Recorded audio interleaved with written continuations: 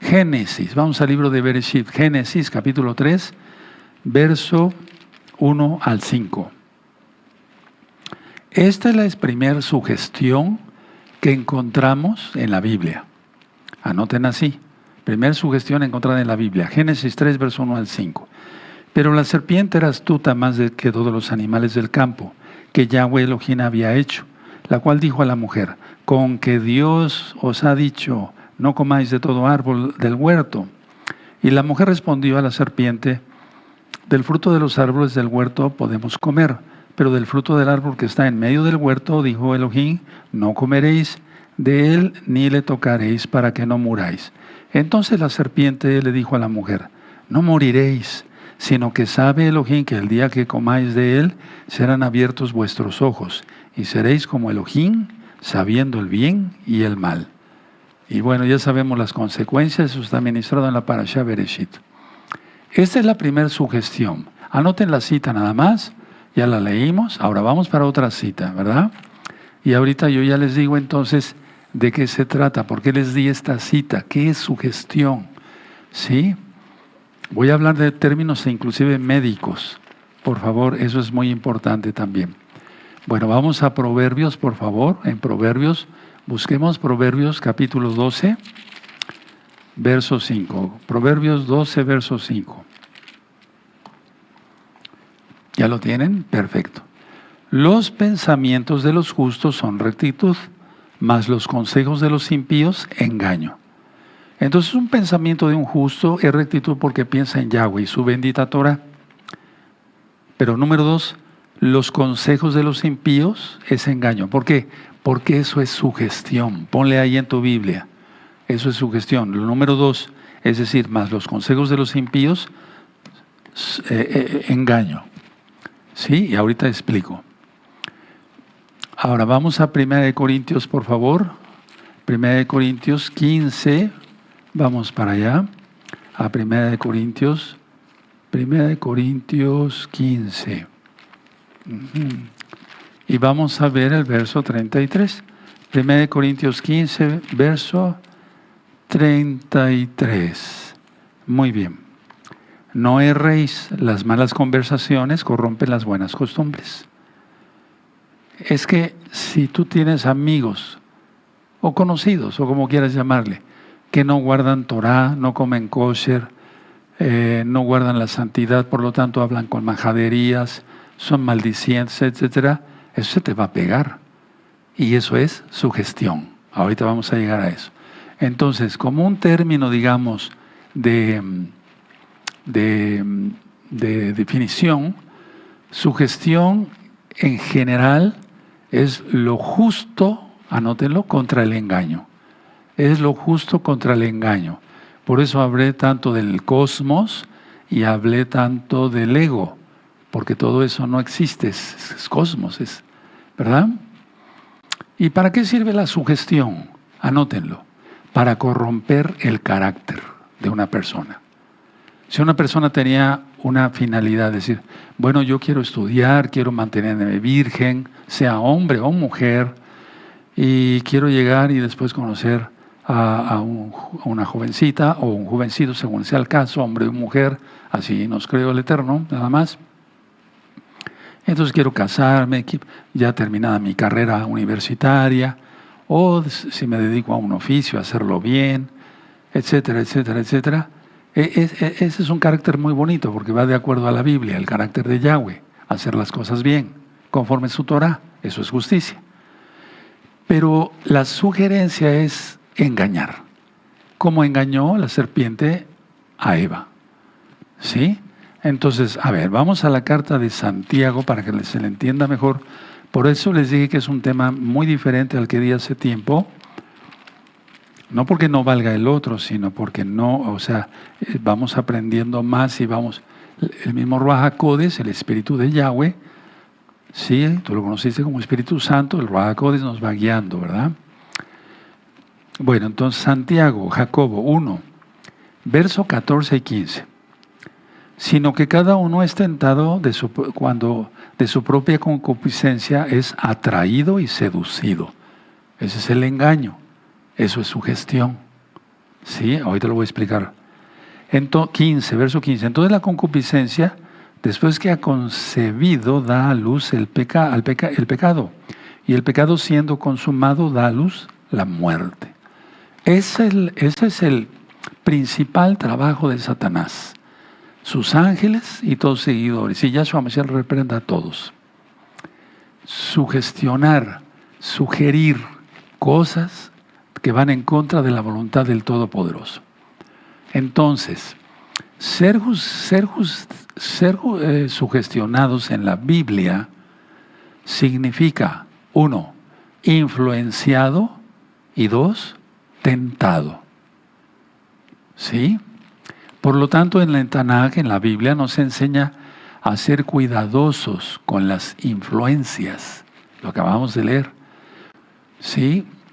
Ser cuidadosos con los consejos que nos dan los demás y las ideas que aceptamos, pero siempre buscar que sea la sabiduría de Yahshua la que nos ilumine. Entonces, no ceder a la tentación. Cada vez que tú eres tentado y no caes, te mantienes justo ante el Eterno. Pero si tú eres tentado y caes, es por tu propia concupiscencia. Hay un video sobre eso, concupiscencia. Entonces, en lugar de ceder a la tentación, ¿sí? Mejor siempre cede tu voluntad a obedecer a Yahweh. ¿De acuerdo? Bueno, ahora, voy a pasar a hablar un poco de fe, porque ahorita voy a seguir platicando varias cosas. Vamos a ver en la Biblia la carta a los Hebreos y vamos a ir al capítulo 11. Vamos a Hebreos 11. Bueno, y vamos a leer del 1 al 6. Bueno, es pues la fe, la certeza de lo que se espera, la convicción de lo que no se ve, porque por ella alcanzaron buen testimonio los antiguos. Por la fe entendemos haber sido construido el universo por la palabra de Yahweh, o sea, Yahshua, de modo que lo que se ve fue hecho de lo que no se veía. Por la fe, Abel ofreció a Elohim más excelente sacrificio que Caín.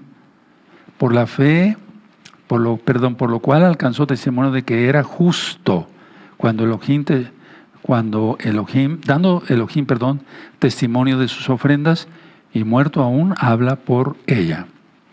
Por la fe no fue traspuesto para no ver muerte, y no fue hallado porque lo traspuso Elohim, y antes que fuese traspuesto tuvo testimonio de haber agradado a Yahweh. Pero sin fe es imposible agradar a Yahweh, porque es necesario que el que se acerca a Elohim crea que le hay y que es galardón de los que le buscan. Entonces la fe es eso, la convicción, una convicción, pero es una convicción santa, pura, limpia, que no pone en duda, que no pone estrés, ¿estaré haciendo bien o el mal? No hay duda en eso. Ahora, vamos a otra cita y ahorita vamos a ir, apenas vamos despegando en el tema, vamos a ir a la carta a los Efesios, escrita por el apóstol Pablo, Rav Shaul, así es su nombre. Bueno, Shaul, Efesios 2, verso 8 y 9.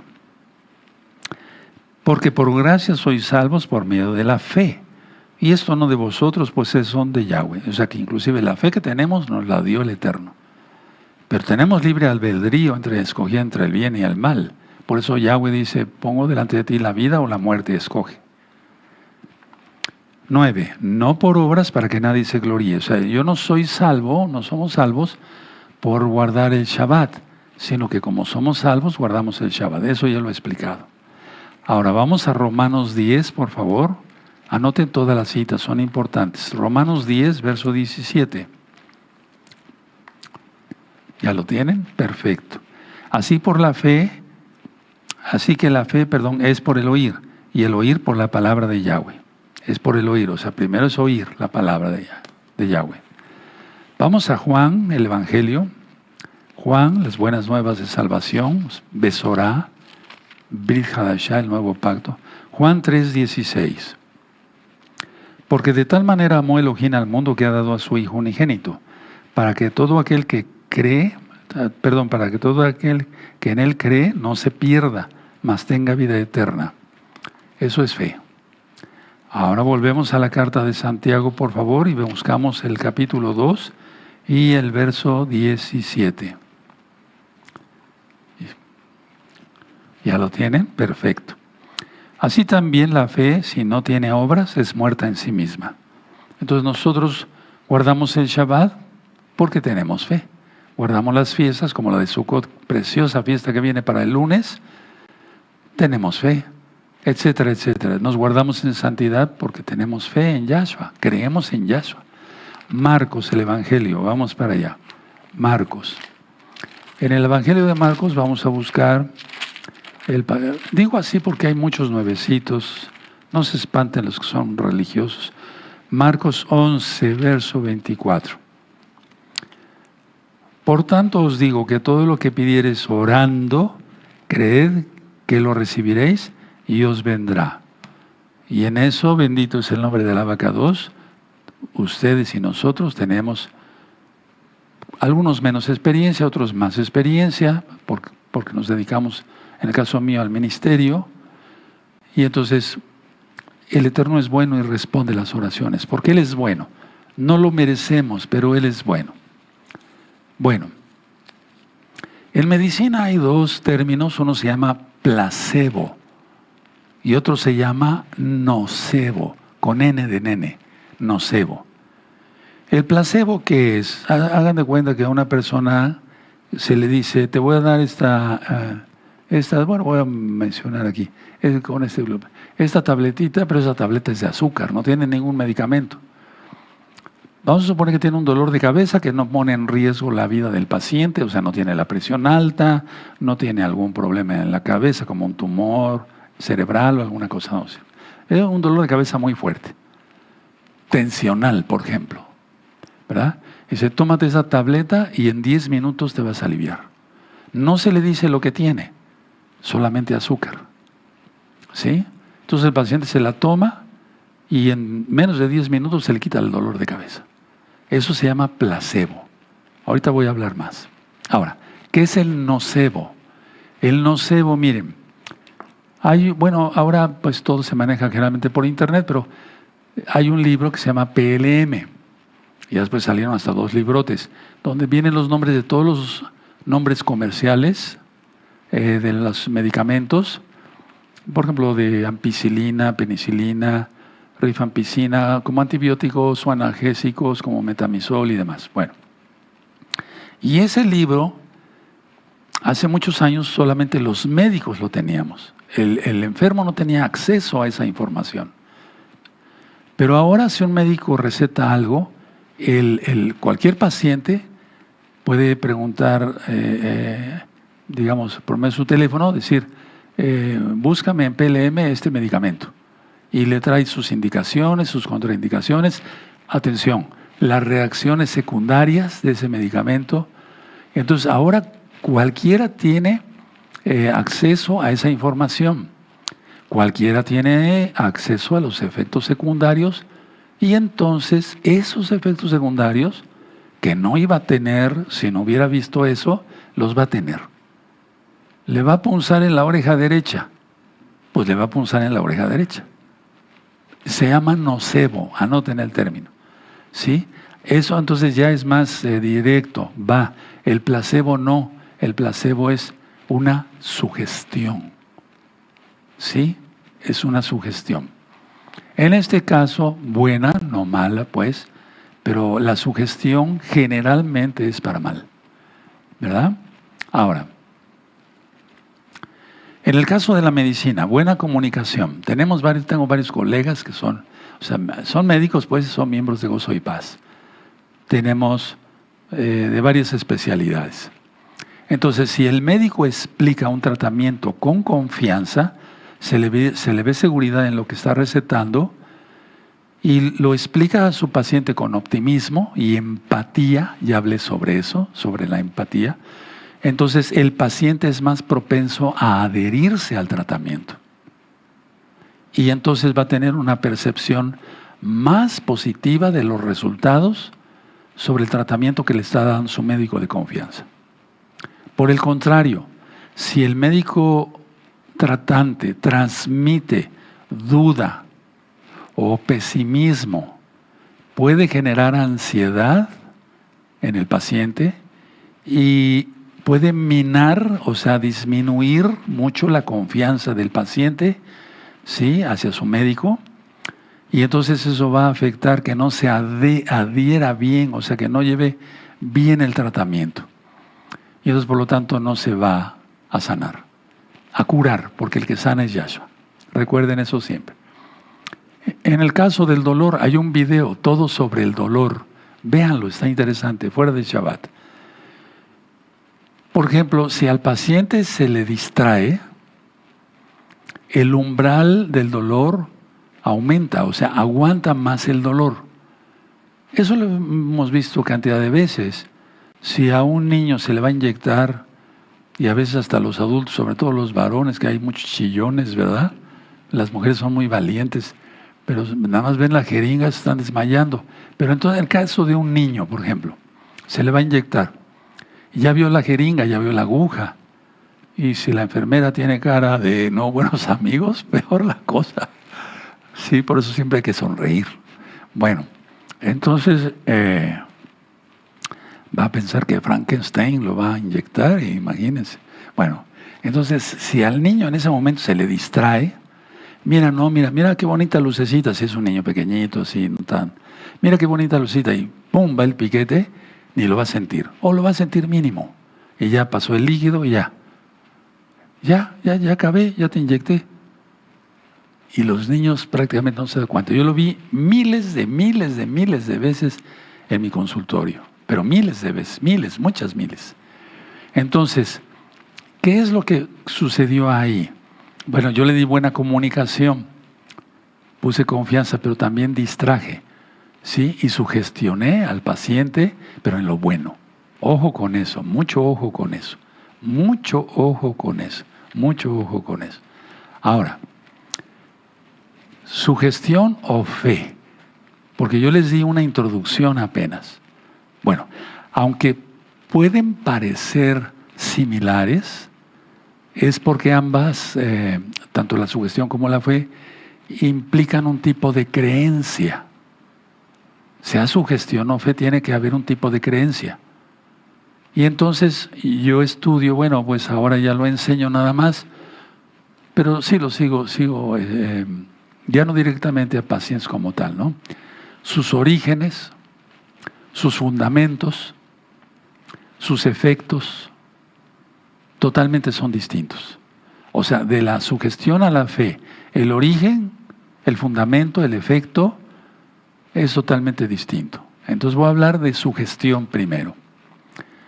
En la sugestión es un proceso psicológico mediante el cual una persona acepta una idea, acepta una idea, una creencia o acepta un tipo de comportamiento sin un análisis crítico, no criticón, crítico o racional consciente. Por eso Pablo enfatiza mucho en Romanos capítulo 12, verso 1, dice que nuestra creencia, digamos, nuestro culto debe ser racional. Nada de que híncate, párate, mira, aquí está Dios en este pedazo de pan. ¿Sí me doy a entender? O sea, esa es sugestión. Qué terrible, ¿no? Por eso la Biblia llama a ese tipo de religiones hechiceras. Si se van dando cuenta, entonces, a ver. Entonces es un proceso psicológico, la sugestión, mediante la cual la persona acepta por voluntad propia una idea, creencia o comportamiento sin un análisis crítico o racional consciente. Entonces es una influencia externa, pero también puede ser interna, que puede dirigir los pensamientos, las emociones y las acciones. Y ya he hablado bastante de eso, sobre que se concibe, según nuestro gran Señor Yahshua Mashiach, el pecado se inicia, digamos, se concibe en el pensamiento. Y de ahí vienen las malas acciones, adulterios, robos, etcétera, etcétera. Entonces, la sugestión puede ser externa o interna. Y dirige en sí los pensamientos, las emociones y las acciones. Ahora, el origen de la sugestión. Bueno, a menudo es una fuente externa, vuelvo a repetir, como una figura de autoridad. Ve las sectas que están fuera de la Torah, que les dicen esto, eso es, ahora esto, eso es. ¿Sí? ¿Me doy a entender? Sí, eso es sugestión. De eso abunda. Abunda. No solamente en la religión, sino en la política, en donde tú quieras. Entonces es una fuente externa, puede ser una figura de autoridad, puede ser un grupo social.